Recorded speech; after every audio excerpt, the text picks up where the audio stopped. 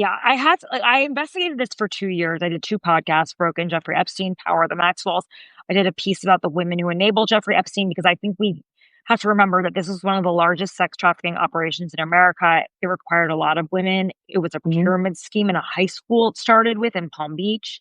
Ghislaine Hmm. Maxwell was involved, but there were also a lot of high society women who looked the other way Hmm. around Jeffrey Epstein who allowed him into their homes, who vouched for him after he returned from prison, Hmm. after being prosecuted and indicted for procuring a 13-year-old for prostitution, as if you could do that, as if a 13-year-old could be a prostitute. And it's really a story of like of two-tiered justice Hmm. of what happens when wealthy people break the law and when they commit crimes against poor, young, rich girls, and what happens, especially when a lot of the times their parents were drug addicts. They weren't always involved with their families. A lot of them were sexually abused as minors already to begin with. Hmm. And they had no recourse. They were intimidated, witness intimidation, Hmm. private investigators following them. A lot of them were just offered uh, basically settlements up front, and they were bullied Hmm. and harassed, and their lawyers said, "Take it, Hmm. just take the money." And the people who should have been fighting for them, the district attorney, the state attorney, they They just didn't. weren't. No Why one fought didn't for they, these do you think? girls. A lot of folks wonder that too. They're like, "Oh, is it misogyny? Is it that the DAs had clients that were involved or families that were involved? They didn't want to get involved in that." Why do you think that lawyers didn't take this up when taking something up like this could make your career? It could make you a super lawyer. Okay, first of all, district attorneys our state attorneys are elected officials and they run Mm, on their cases, right? They mm-hmm. also need checks from powerful donors.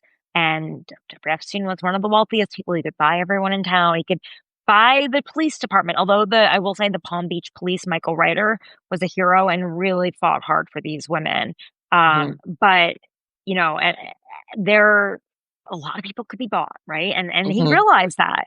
And so prosecutors don't like to take up cases that they can't win. And I Right. think people forget that. And I think the Hmm. Diddy case is a reminder of that too. I mean, they spend years on this. And when they lose resources. It's hard to argue for future cases. It makes their bosses look bad. It's just like it could end their careers. And a lot of them, they're not really working for as much time as they put in. They're not making as much Hmm. money. They're taking on these cases to make a name for themselves, but they Right. won't go up the their ambitions will be thwarted. They won't get the good cases. It's Mm, politics, and Jeffrey worked every angle. If you were a Democrat, he had to. Yeah. he knew the top Democratic attorneys. If you were a Republican, he knew the top Republican attorneys, and like he worked all the way up on that first case, all the way up to the Attorney General Mm. during the In Bush Florida or New administration York, you mean? in Florida. Oh, in Florida, yeah, with the federal. The first, Yeah, yeah, folks forget that the first time it was the George Bush's attorney general who right. told Acosta, give him a deal because we're not trying to deal with all this and like whatever, whatever. And he got Yeah, this deal where he basically didn't have to go to jail. He what did he do? right. Sleep overnight in jail for 13 months or whatever it was able to continue to operate and do whatnot. The mayor of New York City, Rudy Giuliani, is all involved. They're all the same lawyers, all the same parties. They go to all the Ken same weddings. Starr, Like Ken, everything. You yeah, have everyone. people who are connected. We have the subset we're doing tomorrow is like every person you've ever heard the name of and how they're connected to Epstein, like from that era of politics, like with the Clintons and everything. Like Ghislaine Maxwell being at Chelsea Clinton's wedding is insane to me. Like just absolutely batshit crazy. And even top journalists. Yes. Yeah.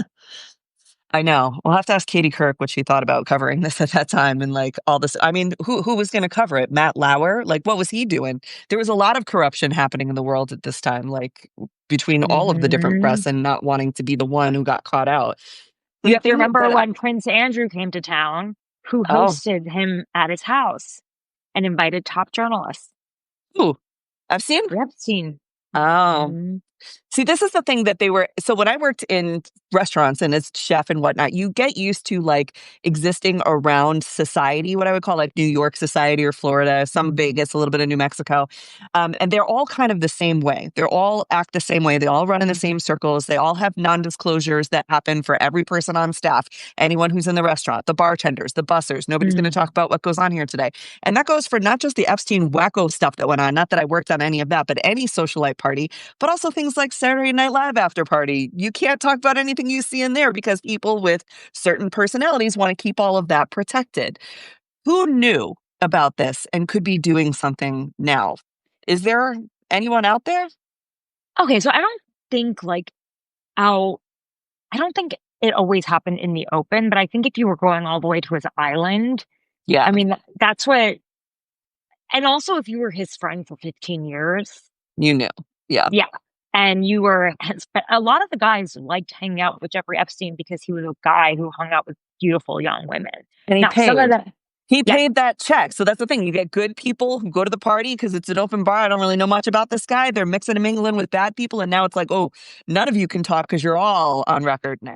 well, it's not even that he paid the check, like the bar bill. Like they didn't have to ask questions. He Right. brought women.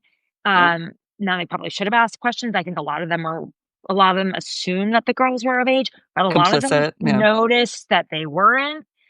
Jeffrey liked them really, really young, like girls that like looked like children, like 12 and girls that 13. Yeah, right, definitely very too right. young. Yeah. Like Courtney Wiles, who I interview in the podcast. I mean, she had braces on her teeth when she came to him. Oh, you know. But some of the men were with 18-year-olds, but like, how can you really tell? Right. And at some point, don't you think to yourself, this guy's creepy? There's something Mm. wrong with him. I should do something about it. You know, President Trump was deposed to Brad Edwards, who I interviewed for the podcast. And when he was asked about it, he said he asked Trump, Trump asked Epstein about it, and Epstein told him he was a part of a Big Brother, Big Sister program. Creepy. Come on. And he just believed it. He was like, oh, yeah, interns. Okay. Oh, poor underprivileged kids. Why not? Yeah, That was one of the things exactly. that I found made me so sick listening to your podcast when you were talking about Ghislaine Maxwell's sort of way of recruiting people and the things that she did. It wasn't always girls who came from homes where they were sort of like not taken care of or where their parents were sort of not able to or didn't want to protect them.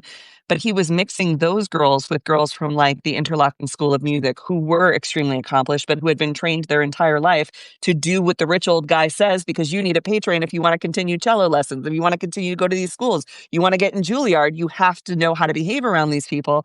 And while not every single person who showed up was like a songbird he ended up capturing, there were several that he did. And there's lots of reports about the woman who was the cellist and he gave her the scholarship to Juilliard and then he pulled it back when she wouldn't do what he wanted. And it's like, this mix All of of these girls were yeah. exceptional and wonderful and beautiful and had bright futures.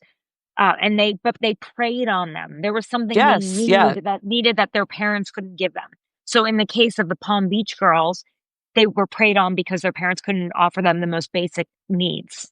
Right. As in like food and security. Right. But the girls that were ambitious, they were so driven by their ambition that Ghislaine preyed on them too. And that peer structure, though, that those girls had to make the other feel better about where they were.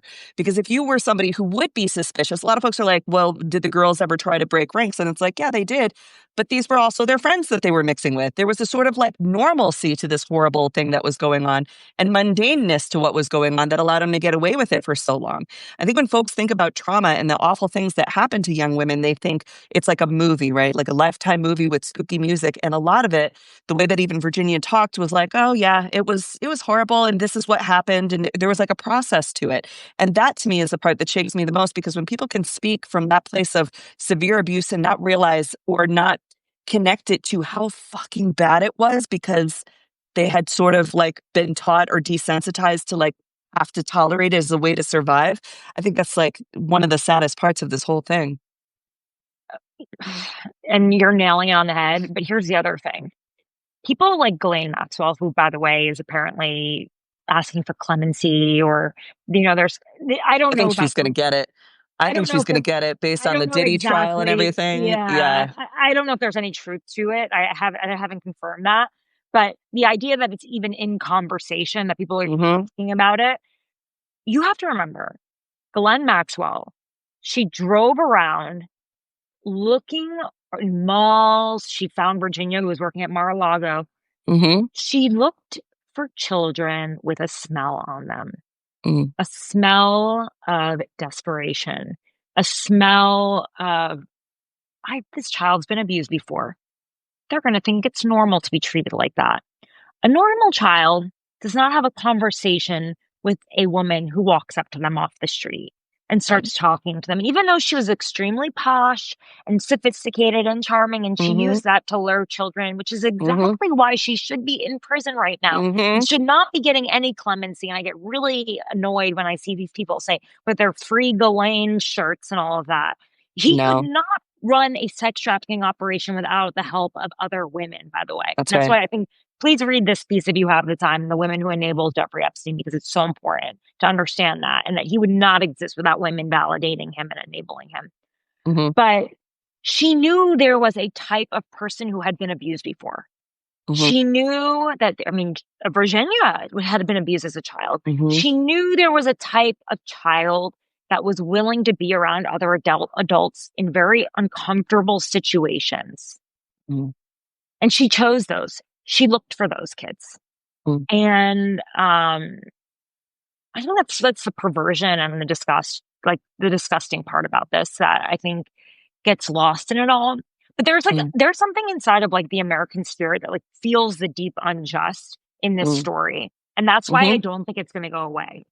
I don't think it'll ever go away. This is our Hindenburg baby. This is everything, because no one was ever held accountable. And so now everyone has to look around their shoulder and be like, is it you? Is it you? Is it you? It'll never go away. Even with Epstein dead, even with, unfortunately, Virginia Giuffre taking her life, the people who you would think could stop the interest, it will never stop because we know that there are so many more people out there walking around with anonymity right now, just like it's any other day. Yeah. I will say this, I do I get upset, not kind of, I do get very upset about the conspiracy theories around it because I do think it sensationalizes what is already a very ugly It's story that doesn't bad need, enough. yeah, it Yeah. doesn't need any sensational. I spoke to Virginia, months before she died in February. We remained close, but almost in a friend, we were friends. We were Yeah. friends. So she would tell me things that I didn't feel necessarily I could report. And I asked her about how she felt about the Pam Bondi files, and she was really disappointed in that because she actually really believed that Trump and Elon Musk might release the files, and she Really. was hopeful. You heard her on the podcast. She was so Mm. hopeful that everyone would do the She right thing. was. We would ring on doorbells together, and she would hope that the flight. The pilot with the flight logs would finally give them up. She hoped that the chef who ignored her for all these years, Adam Perry Lang, the celebrity chef and best friend, and Jimmy Kimmel would do the right thing. Mm-hmm. And she hoped that Trump, even though he'd been friends with Jeffrey Epstein for 15 years, would do the right thing.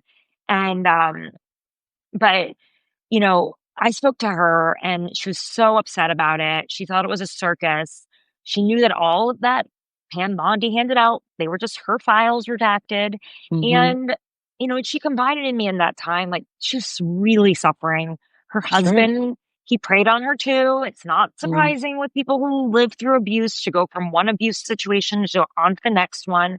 And Mm. so this was another guy who saved her from Jeffrey Epstein in 2002, right? When she was I think she was in Australia. Mm-hmm. Epstein would send her to Thailand to find girls to bring back. Bring back Thai twins for this guy who wants Thai twins. Men would order girls and send Epstein, Virginia all around the world. I reported this in my podcast. Yeah. He wanted her to carry his baby. He wanted to create a farm in New Mexico where he could reproduce children with his sperm. He wanted to breed, like how Elon Musk has I talked don't about think that, this. I was going to say, I don't think that part of the story has been reported enough, because we're often like, they always want to talk about Prince Andrew, Trump, Bill Clinton. Sure, we know that part. That almost feels like a cover for some of the more nefarious stuff that was soon to come, and that maybe was picked up by some of the people who were in his stratosphere, right? Like Elon Musk has been photographed with Ghislaine Maxwell. He has said many times that he wants to have armies of children, and he thinks he could do it with surrogates and IVF. This is something that Jeffrey Epstein thought he could use his New Mexico ranch to, like. Can you talk a little bit about that, when he approached Virginia to say, would you be like a surrogate for me? Because I don't think a lot of people know that if they didn't listen to the show. Yeah, there are a lot of really, really weird details about this case. And that's one of them. Jeffrey Epstein is a very bizarre person. I think you see this a lot in really wealthy people, pedophile types. Mm. They can have everything they want in the world. They can literally probably buy most women, you know what I mean? Mhm. But they can't have children. And Mm. and a lot of these men also see themselves as gods, and they want to Mhm. reproduce. They want to have everyone carrying their sperm because or their children. They want to mass reproduce because they think they're special. I think you could see that, obviously, the Yeah. narcissism in Elon Musk as well. But yeah, he saw his New Mexico farm as a place to breed children. They would have Um, been, yeah. yeah, it was really disgusting. They Ghislaine Maxwell and Jeffrey Epstein did not look at these girls as if they were human beings.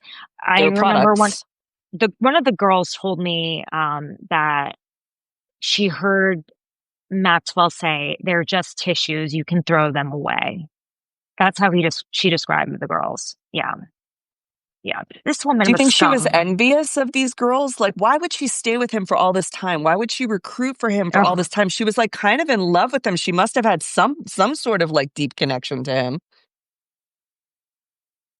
Ghislaine Maxwell. You had to understand her father, Robert Right. Maxwell. I did another podcast on that, Power of the Maxwells. She had some real daddy issues. Very Hmm. dark man, abusive to her, a little weird too. Her relationship with her father and his Mm. relationship with her was very much like Trump's and Mm. Ivanka's, where he would like to show up at events with Ghislaine and almost act like Ghislaine was his daughter because Ghislaine was the beautiful one. It was like his wife. I mean, like she would fill in the Yeah. role of the wife. She was beautiful and young. Very But Ivanka. he was Yeah. also very stringent about her beauty, and he wanted her to be impossibly thin and made sure she almost had an eating disorder to the point where he didn't want her to eat. He would berate her in front of other people. He wanted her to work in the family business. She did sales for the company. He was a press baron. He had Mm. this larger than life personality, overweight man. He owned the New York Daily News. Hmm. He bought the Daily Mirror. He robbed people of their pension funds. He died Hmm. off the side of a boat called Lady Glenn after his daughter. Mm. Mysteriously, by the way, he was thought to be a Mossad agent. Unclear. We'll never get down to the bottom of that, I'm sure. But Mm. the terms of his death are very weird. And it's thought that he was the one who connected Epstein and Glenn, that he had set up his daughter to live a privileged life because he knew that they didn't have money anymore. And so she Uh, moved to New York and she was set up and she would live with Jeffrey Epstein. And and I think continue the Glenn, cycle of abuse. Yeah. yeah, Glenn Continue. Yeah. never, yeah, she never had the love from her father that she wanted. And she never got the love that she wanted from Jeffrey. She was deeply, deeply in love with Jeffrey Epstein. He wasn't interested in her. He wanted 13-year-old girls. Right. She was a Right. grown woman. And he Right. wanted to be serviced 3 times a day. And it was her job to go out there and find these girls three And schedule times a them. day. It was Yeah. disgusting. Hmm. Disgusting. What woman sticks around for that? And she Mm. was over the top. I mean, if you knew anyone who knew her, she was just people say she was charming, but she was absurd. She drove helicopters and jumped out of windows and things. She just had this high octane lifestyle and I don't know. I think she ran the little black list. She gave him the entree into society. She's Hmm. the reason a pedophile could hang out with a president. You know, Right. that's She used she's her, the I went to Oxford, I went to this place, I know how to talk no, to these people to work it right. I out have for the him. right accent. You know, I'm posh. My dad owns all these. High society. How to talk to journalists, how to bury a story, all that. Right, exactly. It's interesting too because her father came from a shtetl in Eastern Europe, and changed his name to Maxwell to be upper class. Like he took a Scottish name, and it's kind of a similar story to Jeffrey Epstein coming from Coney Island, Mm. college dropout. Mm-hmm. Why would all these wealthy financiers hire a guy who was kept at Dalton being Mm-hmm. creepy, a high school math teacher? Because he was such a Mm-hmm. genius. No, he had Well, all I their don't know. secrets. Yeah, why does Trump have 22-year-olds in his cabinet now and like working for him, heading up like all of the investigative arms? Is there a list? Is there a list? They always talk about release the list. What is the list? What do you think MAGA is hoping the list is? What would satisfy the list? Uvi, there's no the list, I as was gonna in say like, we've got pictures, we've got the redacted little black book with right. names. We've had all this for so long. That's not the list, though. That's not what they want. What do they want? Well, the list is much more complicated, and it's not a list. I mean, Virginia had a list of the men that she was trafficked to, and she gave it to her attorneys, and they used it to build the case. And every one of these girls has a list of men that Mm, they were trafficked to. But it wasn't like Epstein had some little like white piece of paper and he mm, scribbled down all the men on the paper. I mean, if you go through the files, there should be lots of footage hmm. and photographs. Pictures. Exactly. I mean, like I said, Virginia was brought into the FBI headquarters by Stan Pottinger. She was shown pictures of Johns over naked bodies, girls, and was asked, "Is this your body? Is that your body?" And she said, "No, that's not my body." And that and that was it. And you know, that's sort of how they have footage. Mm, He had there if you when they raided his house the first time in 2005, they pulled out a lot of surveillance footage. And mm. all over the house there are pictures of naked girls. Epstein had a lot of information on a lot of powerful men. You were an idiot. It's like getting involved in the mafia or the mob or something like that. You know, Yeah. obviously thinking about that while being in Italy, but like you get caught up in that. It's like being involved in organized crime. Yeah, you can't get up. Did he have a picture of Bill Clinton wearing Monica Lewinsky's dress? Is that real? There's a lot of Oh, art people put out there and say it's real, like George Bush sitting under his desk with airplanes that was turned out to not be real. It's just like crazy the amount of things that people will publish and put out there. But I know he had just, again, these were weird people, very strange, eccentric, strange people. that's why So I there don't is no like to list. even like Yeah. I don't like to play in conspiracy land because there are probably memes, videos that are not real, and people are asking me, "Is this real?" And I can only say based on what I know and the victims I've interviewed, the people I've spoken to, the lawyers, the law enforcement sources, the documents. And by the way, if you want to go down a rabbit hole, just go into the FBI's vault. You'll be very disappointed by all the redactions, but just keep Mm. going in there, and Well, you'll be folks are able. wondering, is he burning is he burning the papers now? Is somebody at the FBI or is Pam Bondi locking it up? Will we have public access to this? Will there be destruction of evidence? And I don't know how they would handle this, but I would imagine there's not one copy of everything. I would imagine that a future prosecution could potentially try and get justice for victims, but I don't know, because as soon as Jeffrey Epstein died, the criminal case against him stopped. And that maybe a lot of people thought that was going to stop the whole thing until the Southern District of New York got Ghislaine. And there's the information we have comes from her trial. And it's, like you said, extremely redacted and narrow to her role as like a recruiter. It's not like as much about him specifically. What do you think Right. made Virginia Giuffre come forward in the first place? Like, have that confidence? Because I mean, she is an American hero. There is no one in the world Yeah. who could have done what she did and live the life that she had and give so much and get so little back. Like, what do you think made her do that? She had an extreme power in her. It's like, it's really hard to describe. She really lived for this justice and this Mm, idea of feeling like all of the pain was for something. Like it was for someone else, for the mm, future, for the children, for like to make sure this doesn't happen because otherwise, what was it for? mm. Otherwise, what's your life about? Like, what keeps you going? And I think everyone's like, she was off, she was killed. She's been telling her story for decades. She has been struggling with mental health for a very long time. I can tell you that since I got Of to know course. Virginia, there were many How times where could you not? she had talked Yeah. about her mental state Yeah. and it wasn't well. And at that point, she was in a very difficult situation with her estranged husband at the time. Mm, It seemed like it was an extremely abusive situation from the way she described it to me. And, you know, it's hard. It's really, really hard. But she, for so long, was saying, like, this happened to me, this happened to me, this happened to me. No one would pay attention to her. No one listened to hmm her until they finally did, right? hmm And it's incredible. Like, it's really amazing to me. The only thing that upsets me is that now that she's dead, the people that know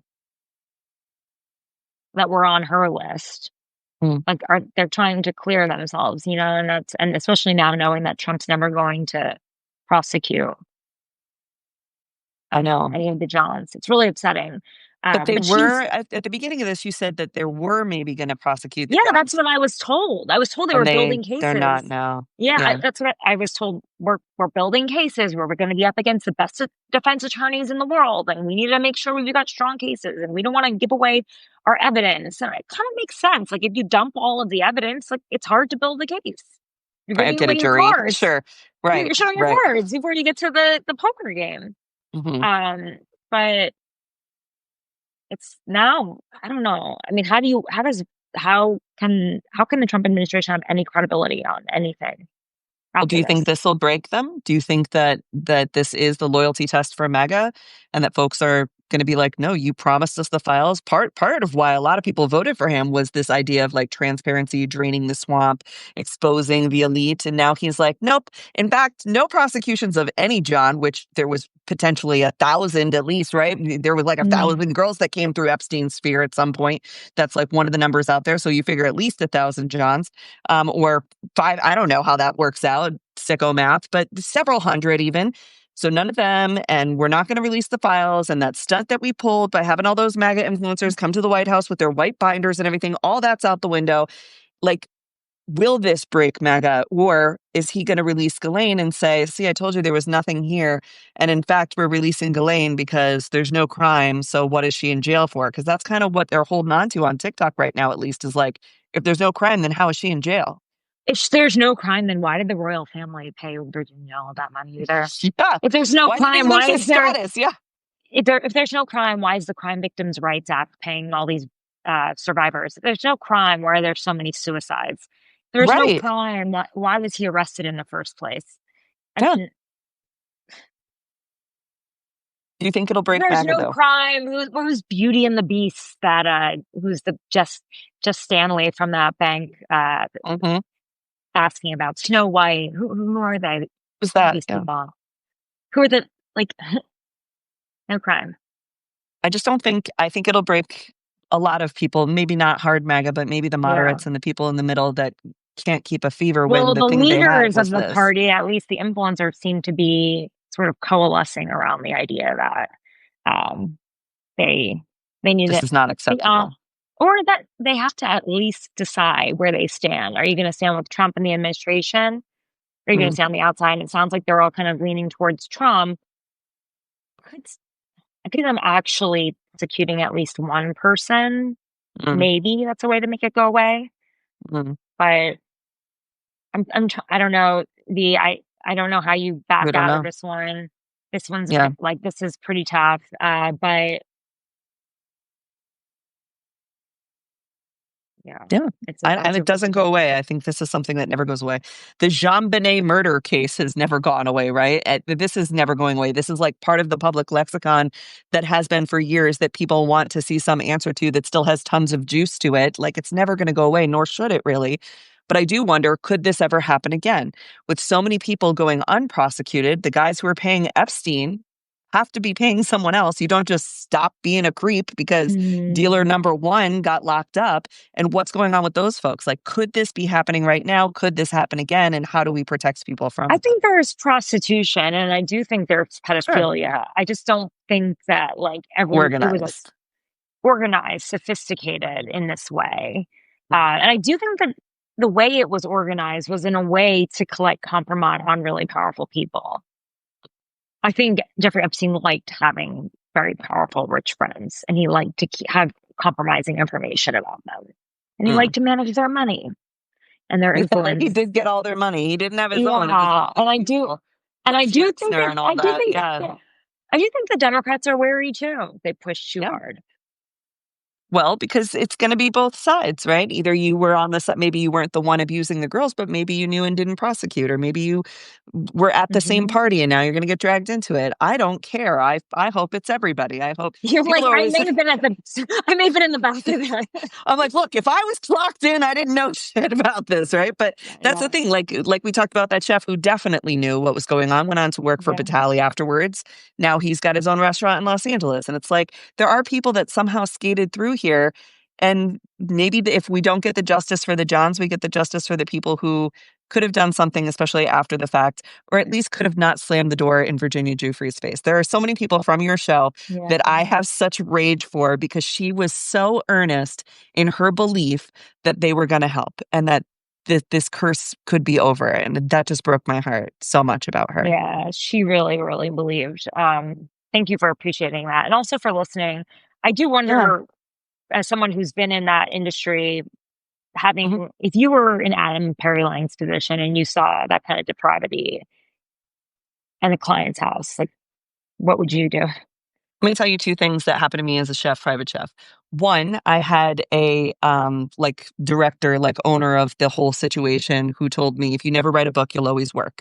And that was the mentality of the older men in culinary at that time. So we're talking late 90s, early 2000s. Mm. And that meant, because I worked for a gay man, and it was very like, don't tell people who's gay in New York City, right? But they were all adults. But it was sort of like, you're behind the scenes, you're in people's homes, you see stuff, affairs. I knew people were cheating on people from society in New York, all that. Don't talk about it and you'd be okay. I never saw abuse like where I would have not been able to do it. I would have been like, I can't fucking do this. Like, I did one night on Fire Island and I couldn't handle it. And that was all consenting adults. So for me, I go to bed at 9 o'clock. I wasn't going to be up late for all that stuff. But I think that they have a responsibility now to talk about it, especially as you continue to benefit from the opportunities that you were afforded when you were with Epstein. Epstein got him that Batali gig. That got him into the James Beard world and all the rest of the big chefs. So I do think he has a responsibility, that particular chef, to talking about what he saw and what he did.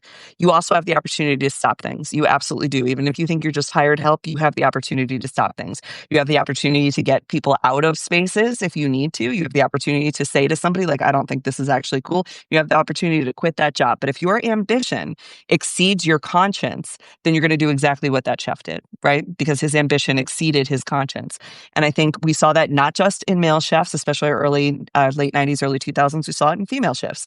April Bloom was the Ghislaine Maxwell of Mario Batali. She was a lesbian female chef who was his sous chef, and she made it very like a permission structure. Well, he has a girl in there. Like, Mm. if there was a female in the chef, then how could we, in the kitchen, how could we believe all this stuff was Yeah. happening? And it's because it was. And she'll say that she didn't know. She'll say that she went home. She'll say she wasn't a That's system always of how it abuse. goes. Not when you're the number two. Now, you're down the line, you're the dishwasher. Maybe you don't know, but when you're the number two, you're in all those meetings. You know all the ways that your guy is. So I think that that's wrong. And I think, and then I think there are things that just like society forgives that are unforgivable. And I think there are ways that folks put themselves into situations they don't belong in. Like, there's no way that Ghislaine Maxwell, in my opinion, at least what I know about this, would have been invited to Chelsea Clinton's wedding as the invited guest. I don't think Brian Raffanelli would have allowed that to happen. I don't think Hillary would have allowed that to happen. I spent a lot of time with the Clintons because Anthony Weiner's brother, Jason, was my chef at Almond. So it was like, we saw them all the time. And like, I knew what her engagement party was like to plan. I can't imagine that they allowed somebody who could have been a stain on even Bill Clinton's, she got married in 2010, Mm. Day, been in that room. But how did she get in? Well, Donald Trump was there too. Well, plus ones. Like, the way that society functions is so backwards, and it's all about being in the room and being next to the person, whether you Yeah, but deserve also to be there or Epstein not. was a donor and he still hung out Epstein with was a Jeffrey. donor. Oh, It's I'm still saying all of that still. But I'm like, of all the things, like, they continue to think that they were going to be able to operate in New York society because he like did his time. And I think there's a lot of people who made excuses for that and other people that didn't. But the culinary industry is wildly corrupt. And even if you look at the James Beard Foundation, James Beard was a pedophile. This is not something that we talk about ever, but it is a documented fact that James Beard liked his boys young and that he would have boys as young as 15 and 16 to the house. And they all wear, I worked for the Beard Foundation, which is how I found this out and left. They wear a medal with James Beard's face on it because he died in 1981, right? So we're going to sort of rehab this and we're going to wrap it in. But he was also Julia Child's best friend. Well, it was a different time. Well, he was insecure. Well, he was this and that. Tale as old as time with these people. I think that's why the Epstein shit sticks with me, because it's like we have so many of these stories and they always like get their reputation rehabbed sometime, and it makes me nuts. Yeah. That was a long rant about all the pedophiles. No, it made me really depressed. I'm like, it's everywhere. It's everywhere in every industry. In every service industry, there's going to be something. And in every place that there is passion, there are going to be people whose ambition exceeds their morality. And sometimes they change their mind later and they become really good people. And they say, what I did when I was 21, 22 was fucking wrong. And I'm so sorry for that. And now I run a really clean kitchen and I make sure that we're really responsible with people.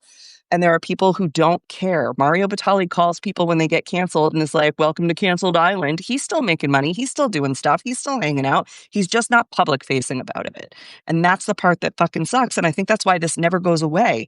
Because until we hold people fully accountable and society holds them accountable, we'll continue to have folks whose ambition, power, or money exceed their conscience. There's sociopaths everywhere in every industry. And wherever there's power, it's corrupt. Yeah. It's corrupted. So I'm sure I'll be getting a call from Beard after this one. Sorry, guys. It just is what it is. Like, it is the truth, you know? And it's tricky because it's the only organization that awards culinary arts. And so it's like, well, it's really important for your career. But at the same time, how are we still honoring a man who is a noted and confirmed pedophile? Because he died in 1981.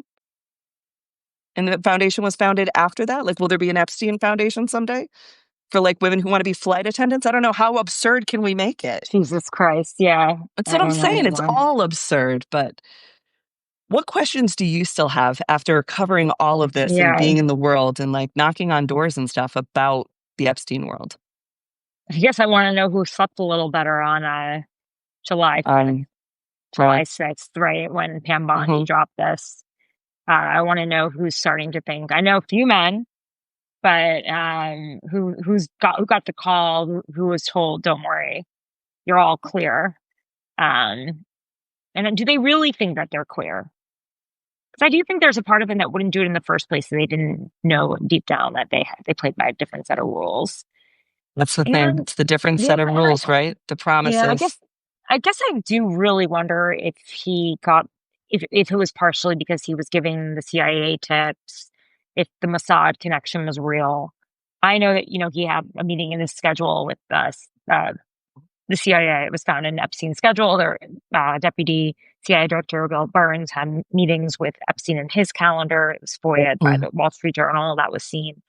But I guess I'm interested in that too. But again, like, prosecutors use that as excuses all the time. I mean, like, it's a known fact. It's in the Epstein files right now that he was an FBI informant and he traveled all the time and he spoke to really powerful people.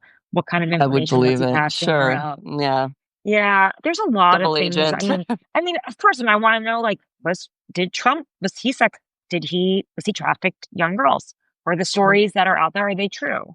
Like I said, I haven't.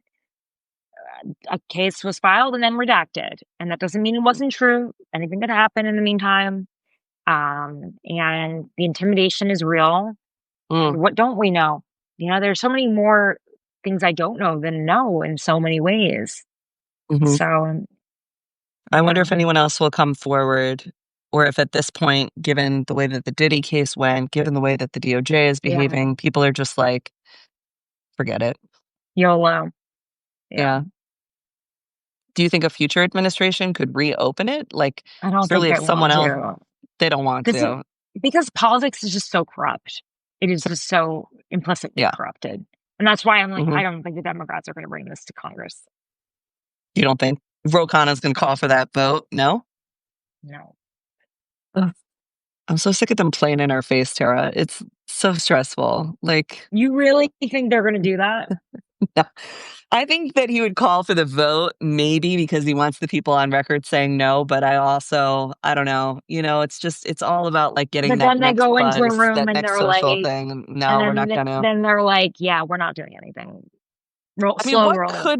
What could Trump do to make this go away? Do you think we're going to pick fights with Russia now? Or who knows? There's always like a landslide of stuff to flood the zone with. But I think that MAGA We has did got go a to lot of war with resistance. Iran like a week ago. We did so this is just a quick one. That didn't work. So just we like were a like, quick no, war. it's not that. I feel like we need a little something elevated more than that. What can you really do? No, I know. There's just the horrors persist, but so do we, you know? Well, I really appreciated your coverage thank of this, you. and I learned so much from it. And I think there's so many more questions to say, like, okay, what do we do now? I think the thing that I walked away with, other than like, you know, obviously feeling bad about all the atrocities that happened to the people on that cycle, is the way that some things from Epstein world, like this idea of mass surrogacy, that is something that is happening now. And that's a potential that maybe we can get ahead of on some folks, like Elon Musk saying he wants 1,000 children, or these other rich men saying, even, you know, IVF doctors swapping out specimens and whatnot. Yeah. There's a lot of ick in that world. And I'm like, maybe that's the place that we can stop some folks from getting hurt if we're not going to get, you know, satisfaction from this cycle. In a way, it's very creepy, but it all kind of goes back to like gross biblical times too. It does. If you think about it, right? Men wanted to have the youngest bride. They wanted to have many children, and they wanted to spread the seed everywhere. It's this whole idea of elite men abusing power, abusing boys, abusing girls. It's disgusting. And yet here we are, and we're so evolved, right? And yet somehow we've become more depraved, and it's really sad. Well, tell folks where they can find you. What are you working on now? Anything hot? Always. This is the hottest story right now. You're back. I know. Well, because you're like one of 3 people that ever really covered it with that level of depth. Yeah, I'm back. Bitch is back. Bitch is back. Well, you're like one of you literally 3 women covered it properly, right? From a victim-centered perspective. And you you work independently. So I don't have to worry about you being silenced by like the fucking New York Times or whatever else. So it's like, okay, I can only trust that Tara didn't do something bad and she could report on it. Yeah, no, I felt very free covering it. In fact, I felt we were doing it the right way too.